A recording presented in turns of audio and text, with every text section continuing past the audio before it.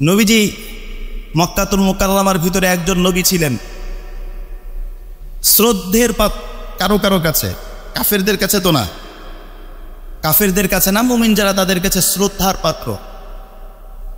কিন্তু হিজরতের মাধ্যমে নবীজি শুধু শ্রদ্ধার পাত্র না, নবীজি তখন শক্তিধর।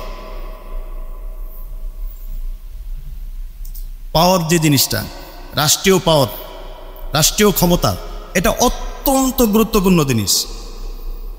স্বাভাবিকভাবে দেখেন, এই যে পুরো পৃথিবীর ভিতরে যত উলামায়ে কেরাম আছে, সবাই মানুষকে ডাকে নামাজ পড়ো, নামাজ পড়ো, নামাজ পড়ো, নামাজ পড়ো। যত বয়ানই হোক, ফজরের নামাজের সময় কি মসজিদ একদম জুমার মতো মসজিদের মুসল্লি হয়? পুরো পৃথিবীর মধ্যে একই অবস্থা। নবীর যুগে মুনাফিক ছাড়া কেউ ফজরের সময় ঘরে শুয়ে থাকার সাহস পেত না। কেন? নবীজির পাওয়ার ছিল। শুধু বয়ান না, নবীজি যেতেন, যদি কাউকে দেখি নামাজ বাদ দিয়ে ঘরে শুয়ে আছে, আমার মন চায় ঘর আগুন দিয়ে পোড়াই দিব, এ কথা বলার সাহস কোনো হুজুরের নাই। কারণ একটা হচ্ছে নামাজ পড়ানো, আর একটা হচ্ছে নামাজ প্রতিষ্ঠা করা। প্রতিষ্ঠা করার জন্য পাওয়ার লাগে। যাকাত আদায় এক জিনিস, সবাই যাকাত আদায় করবে, আরেকটা হচ্ছে যাকাত প্রতিষ্ঠা করতে হবে সমাজে। প্রতিষ্ঠা করার জন্য পাওয়ার লাগে।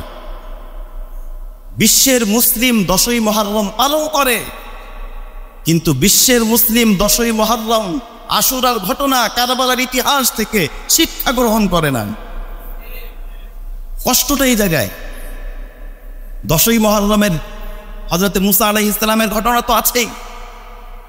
হযরতে হুসাইন রাদিয়াল্লাহু তাআলা আনহুর যে ঘটনা আলোচনা হয়, হযরত হুসাইন রাদিয়াল্লাহু তাআলা আনহুর শাহাদাতের ঘটনা আলোচনা হয়, এটা নিয়ে অনুষ্ঠান হয়, সেমিনার হয়, র্যালি বের হয়, সরকারি ছুটি উদযাপিত হয়। কিন্তু প্রশ্ন হচ্ছে, হযরত হুসাইন কেন গিয়েছিলেন কারবালার ময়দানে? এই প্রশ্নের উত্তর কেউ দেয় না। কেন গিয়েছিলেন কারবালার ময়দানে? মদিনা শরীফে ওনার কি সমস্যা ছিল? মদিনা শরীফে যদি নামাজ পড়া হতো, মসজিদে নববীতে এক ওয়াক্ত নামাজ, এক রাকাত নামাজে 1000 রাকাতের সওয়াব। মক্কা মুকাররমার ভিতরে এক রাকাত নামাজে 1 লক্ষ নামাজের সওয়াব। এত কিছু রেখে তিনি কারবালার ময়দানে কেন গিয়েছিলেন? এই প্রশ্নের উত্তর কেউ দেয় না। কেন? কি কারণটা ছিল কারবালার ময়দানে যাওয়া? একমাত্র কারণ হযরতে হুসাইন বুঝতে পেরেছিলেন। সমস্ত সাহাবী বলেছিলেন, আপনি আপনার জীবনকে আশঙ্কার মধ্যে ফেলবেন না। ইয়াজিদ দুষ্ট, চক্রান্তকারী, দুষ্টু, খবরদার আপনি তার হাতে জীবনকে সঁপে দিবেন না। আপনার জীবনের দাম আছে।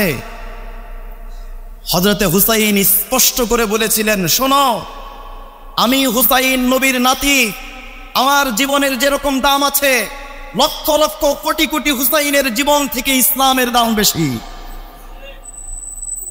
ইসলাম শেষ হয়ে যাবে, আমার নানা মুহাম্মদুর রাসূলুল্লাহ সাল্লাল্লাহু আলাইহি ওয়াসাল্লাম এই বিশ্বের ভিতরে যেই ইসলাম প্রতিষ্ঠা করে গিয়েছেন, খোলাফায়ে রাশিদিন যেই ইসলামকে প্রতিষ্ঠা করে গিয়েছেন, ইয়াজিদের মতো দুষ্টু ওই ইসলামী আদর্শকে খান খান করে দিবে, হুসাইন এটা কোনদিন মেনে নিতে পারে না। হুসাইন রাদিয়াল্লাহু তাআলা আনহু, এত বড় একটা বিষয়, ইয়াজিদের হুকুমত প্রতিষ্ঠা হয়ে গিয়েছে অনেক জায়গায়, এবং তার ক্ষমতা, তার শক্তি, তার কূটকৌশল, তার বদমাইশি সবগুলো তো একদম প্রতিষ্ঠিত এবং সবগুলো আতঙ্কিত। হযরত হুসাইন বুঝতে পারছিলেন যে ইয়াজিদের চক্রান্তের সামনে হয়তো তিনি বাহ্যিকভাবে টিকবেন না, কিন্তু তিনি অন্যায়কে মাথা পেতে নেন নাই, অন্যায়কে সইতে পারেন নাই, সহ্য করেন নাই। অন্যায়ের বিরুদ্ধে যাই হোক, আমার যতটুকু আছে ততটুকু নিয়ে দাঁড়িয়ে গিয়েছে। এজন্য মুসলিমদের জন্য উচিত, এখন পুরো বিশ্বের ভিতরে একটা সময় বুঝে আসবে সবার, একটা সময় সবার বুঝে আসবে, কিন্তু উলামায়ে কেরাম বলেন সময় থাকতে বুঝে আসা হোক।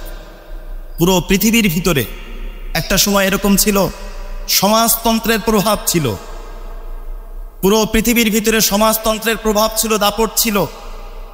লেনিনের আদর্শ মানুষ মনে করেছে লেনিনের আদর্শে মুক্তি আছে, মুক্তি পায় নাই। একটা সময় মানুষ মনে করছে যে লিঙ্কনের আদর্শে মুক্তি আছে, কিন্তু মুক্তি হচ্ছে না। মুহাম্মদুর রাসূলুল্লাহ সাল্লাল্লাহু আলাইহি ওয়াসাল্লাম গোটা মুসলিম উম্মাহকে কিয়ামত পর্যন্তর জন্য শিখিয়েছেন, লেনিন হোক, লিঙ্কন হোক, যেই হোক না কেন, কারো আদর্শে মুক্তি নাই। একমাত্র মুক্তি হচ্ছে মুহাম্মদুর রাসূলুল্লাহ সাল্লাল্লাহু আলাইহি ওয়াসাল্লামের আদর্শের পথে। এই পৃথিবীর মধ্যে ইসলাম প্রতিষ্ঠা হোক, এটা অনেকে চাই না। আপনি কিছু করতে পারেন, আমি কিছু করতে পারি আর না পারি, আমার এই কথায় কিছু হবে না, আমার এই কথায় কিচ্ছু হয়ে যাবে সেটা না। কমপক্ষে আমি মুসলিম হিসেবে আমার হৃদয়ের ভিতরে এই একটা কল্পনা থাকুক যে আল্লাহর জমিনে যদি ইসলাম প্রতিষ্ঠা হতো, এই কল্পনাটা থাকুক, এই আকাঙ্ক্ষাটা থাকুক। আমি আকাঙ্ক্ষা করলেই হয়ে যাবে সেটা না, কিন্তু আমার আকাঙ্ক্ষাটা থাকুক আল্লাহর জমিনে ইসলাম প্রতিষ্ঠা হয়ে যাবে, এই আকাঙ্ক্ষাটা থাকুক। আল্লাহ রাব্বুল আলামিন কুরআনুল কারীমের মধ্যে স্পষ্ট করে বলেছেন, মানুষ এবং জিনকে আল্লাহ সৃষ্টি করেছেন ইবাদতের জন্য। ওমা খলাকতুল জিন্না ওয়াল ইনসা ইল্লা লিয়াবুদুন। আল্লাহ বলেছেন মানুষ এবং জিনকে আমি সৃষ্টি করেছি ইবাদতের জন্য। দুনিয়ায় আল্লাহ ইবাদতের জন্য পাঠান নাই। একটু বুঝতে কষ্ট হলে আমি বুঝাই দিব। দুনিয়ায় মানুষ এবং জিনকে দুনিয়ায় পাঠানো, এটার মাকসাদ ইবাদত না।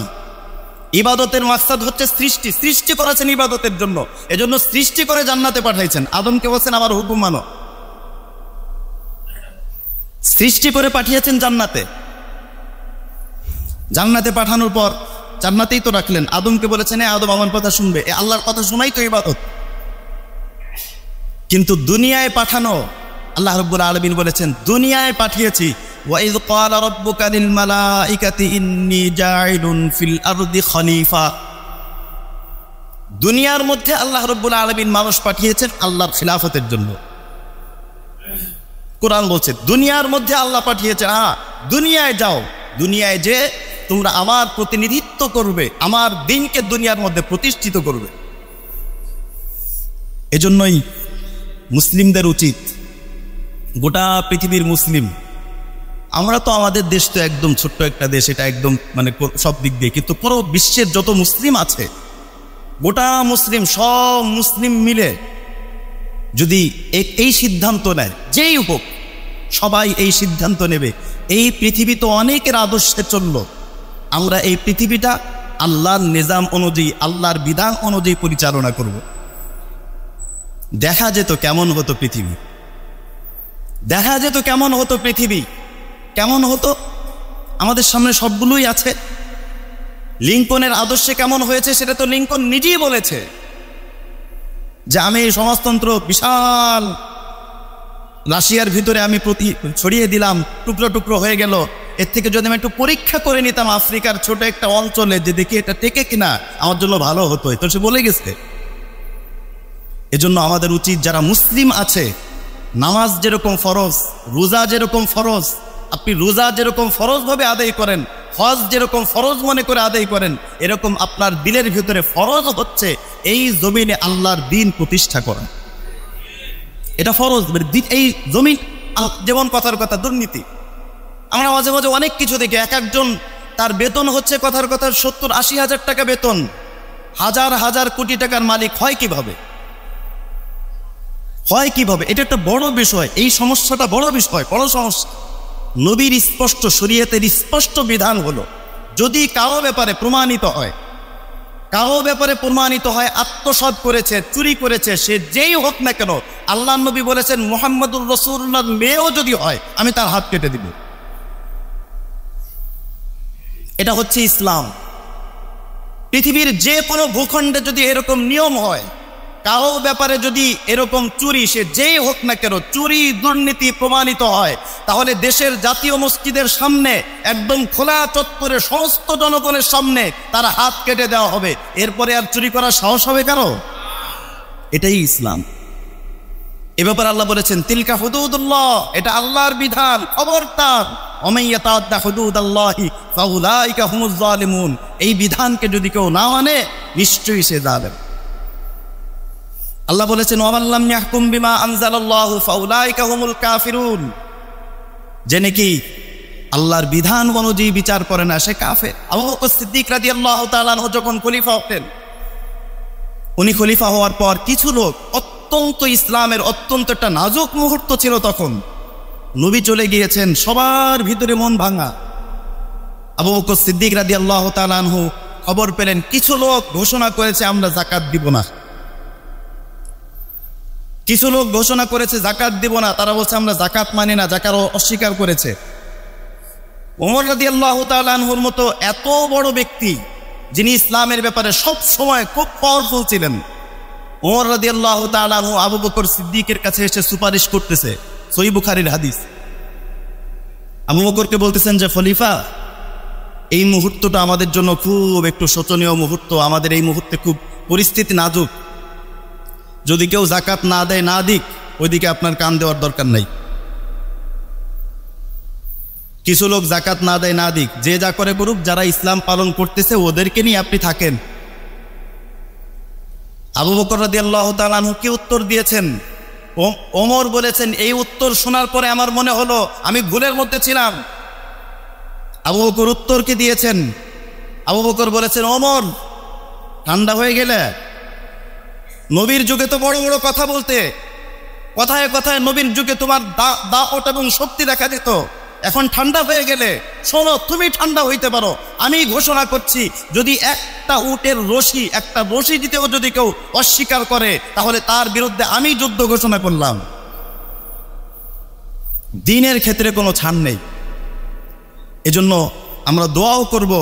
আর হযরত হুসাইন রাদিয়াল্লাহু তাআলা আনহুর ঘটনা থেকে বড় বিষয় যেটা পাওয়া যায়, দ্বীন প্রতিষ্ঠার জন্য তিনি জীবন উৎসর্গ করেছেন, দ্বীন যেন প্রতিষ্ঠা হয়ে যায়। এজন্য আমরা যারা আছি বারবার বলি, আমরা আমাদের দায়িত্ব থেকে যার যতটুকু দায়িত্ব, এই দায়িত্বের ভিতরে ইসলাম প্রতিষ্ঠার চেষ্টা করি। আপনি একটা বড় পদে আছেন, আপনি একটা বড় পদে আছেন, আপনার দায়িত্ব কি কি? কোন একজন আলেমের কাছে যান, ইসলাম তো কমপ্লিট, ইসলাম কমপ্লিট। রিকশাওয়ালার জন্য ইসলাম বিধান দিয়েছে, সচিবের জন্য ইসলাম বিধান দিয়েছে, প্রধানমন্ত্রীর জন্য ইসলাম বিধান দিয়েছে, সবার জন্য ইসলাম বিধান দিয়েছে। আপনি একটা বড় চেয়ারে বসেছেন, আপনার জন্য কি কি বিধান, আপনি কোনো আলেমের কাছে যান, লিখে নিয়ে আসেন ইসলামের বিধানগুলো আমার জন্য কি কি, আপনি সেগুলো বাস্তবায়ন শুরু করেন, সেগুলো শুরু করেন। কিন্তু দুঃখের বিষয় হচ্ছে, অত্যন্ত দুঃখের বিষয়, মুসলিমদের ঈমান আছে কিন্তু মুসলিমদের আচরণ মুসলিমদের মতো না। একজন লোক একটা দায়িত্বশীল, কথার কথা মসজিদেরই দায়িত্বশীল, মাদ্রাসারই দায়িত্বশীল, মাদ্রাসা কিভাবে চলবে, মসজিদ কিভাবে চলবে, এটা তো মসজিদ মাদ্রাসা এরকম। অথবা একটা কোম্পানি হতে পারে, যে কোনো একটা বিষয় কিভাবে চলবে সে নিজের বুঝ খাটায়। যেখানে শরীয়তের মাসআলা আছে, এই শরীয়তের মাসআলা থাকার পরে কেউ যদি নিজের বুঝ কাটায়, আল্লাহ বলেছেন ওয়াল্লাম ইয়াহকুম বিমা আনজালাল্লাহ, আমি তো তোমাকে বিধান বলে দিয়েছি, এরপরে যদি তুমি নিজের বুঝ খাটাও, নিশ্চয়ই তুমি কাফের এবং জালেম। স্পষ্ট কথা, বুঝ খাটানো একটা স্পষ্ট। মনে করেন সরকারি একটা নির্দেশনা আসছে, এখানে আমার বোঝাবার কি? আমি যদি এই নির্দেশনার বিরুদ্ধে কিছু বলি, তাহলে সরকারিভাবে আমি দণ্ডনীয় হব, সরকারিভাবে আমাকে শাস্তি দেওয়া হবে। আল্লাহ রাব্বুল আলামিনের যদি কোনো জায়গায় স্পষ্ট বিধান থাকে, এই বিধানের ব্যাপারে চিন্তা গবেষণার সুযোগ নেই, পরামর্শ, আমরা সবাই মিলে পরামর্শ করি, পরামর্শ আবার কি? শরীয়তের বিধানের পরে কোনো পরামর্শ নাই, এটাই বিধান, এটাই নিয়ম। এজন্য আমরা একটু চিন্তা করব। আমি বললাম চিন্তার জন্য প্রত্যেকে দায়িত্বশীল, আমিও দায়িত্বশীল। আমার আন্ডারে আমার স্ত্রী আছে, আমার সন্তান আছে, আমার পরিবার আছে, আর যতটুকু আছে ততটুকু। এর ভিতরে ইসলাম কি বলে, আমি কি ইসলামের বাইরে যাচ্ছি কিনা? আমাকে একটা বড় দায়িত্ব দেওয়া হলো, এই দায়িত্বের ভিতরে আমি কি ইসলামের বাইরে যাচ্ছি কিনা, সবগুলি কি আমার ইসলাম অনুযায়ী হচ্ছে কিনা, এগুলো আমি চেক করব। এভাবে সবাই যদি চেষ্টা করে, সবাই যদি ফিকির করে, একদম প্রত্যেকেই, তাহলেই ইসলাম প্রতিষ্ঠা সম্ভব, একেবারেই সম্ভব। আমাদের প্রধান বিচারপতি যিনি আছেন, তিনি যদি চিন্তা করেন আমি বিচার করব, কোরআন এবং সুন্নাহ অনুযায়ী বিচার করব, তাহলেই ইসলাম প্রতিষ্ঠা সম্ভব।